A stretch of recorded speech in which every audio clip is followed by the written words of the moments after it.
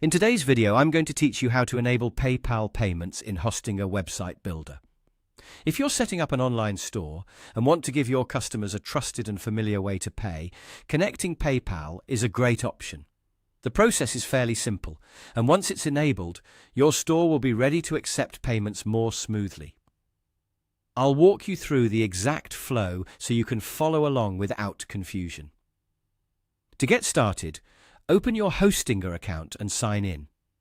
Once you're inside your dashboard, look for your website and click on it.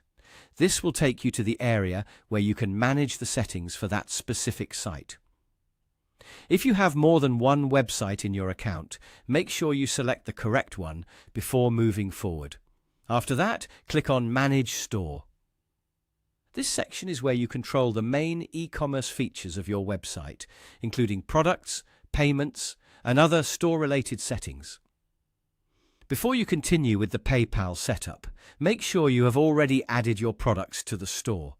This is important because your payment settings are part of the overall store setup, and it helps to have your products in place first, so your shop is fully prepared for customers.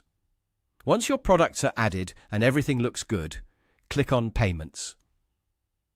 In this section, you'll see the available payment methods for your online store. Look for PayPal in the list. When you find it, simply click Connect PayPal. At this point, Hostinger will guide you through the rest of the setup.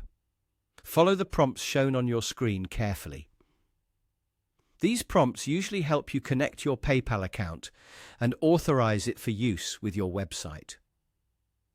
Take your time during this part and make sure each detail is confirmed properly so the connection works without issues.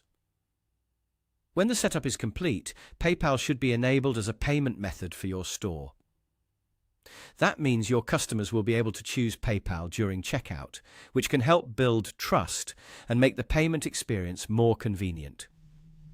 A good final tip is to review your store after connecting PayPal to make sure everything is working as expected.